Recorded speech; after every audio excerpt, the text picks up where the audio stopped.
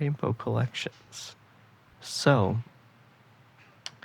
in order to talk about Rainbow Collections, so far we have some experimental features that might help you group objects with a similar name. For instance, let's go ahead over to my display, and you can see that because I've used this new experimental feature called Name Collect, which I'm about to tuck into a drop down menu so you don't have to look at it all the time and think that it's important, because it's not. But you can see for this scenario, we have interiors, right? And then we go down through all of these interiors, and those are all very well grouped objects. Those are objects that you would want to be grouped in a collection. Same for blinds, perhaps. You might want to group those with your interiors. Curtains. Now those are definitely, again, groupable with interiors for culling reasons, but more important, they're all in one group and you can deal with the curtains as they are. I tend to group things in this sort of a way anyways. Okay.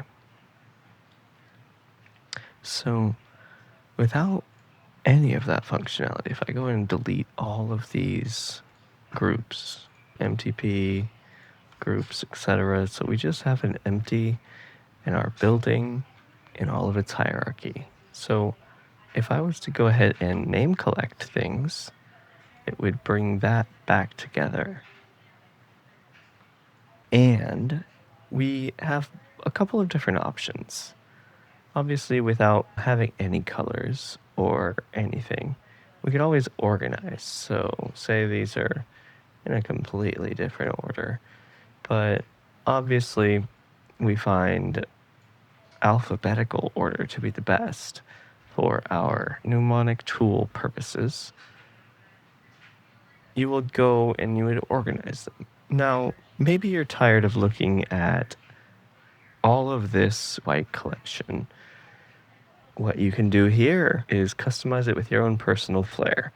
For instance, if you like pizza, you can apply the seed pizza. And no matter what, whenever you use pizza, it will apply those colors. So maybe I don't know, let's use hats, for instance.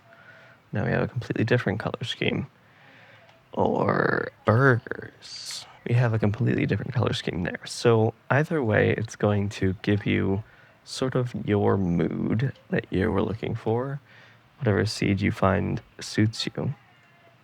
And otherwise, you can use these other rainbow methods, which will have a casual gradient while random through rainbow colors. And if in case you have a collection that has nothing in it, and you have several of these because you've been organizing post of the creation of these other collections, then you can click clean up and it'll get rid of all of that.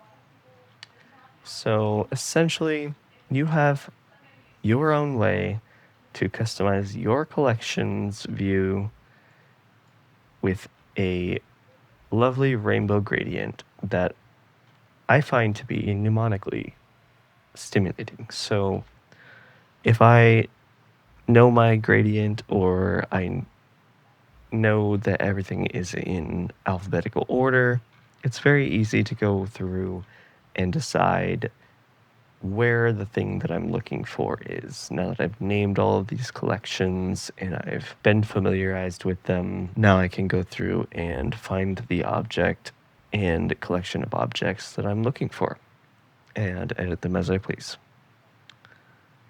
Let's see, any other features missing? Yeah, there's the random feature, which will give you a completely random seed in case you have no idea what you want. And then if you like that seed, you can go ahead and copy that, paste it into here, and reutilize that every time you create a new collection. So you have new collections with various names, and you want to keep the color scheme that you have already. You just hit apply seed and have your seed typed in right there. That has been Rainbow Collections. I'm sure I'll find some other lovely ways to organize collections and make sure that it's easy to look at your scene's hierarchy. I hope you find this useful. Thank you.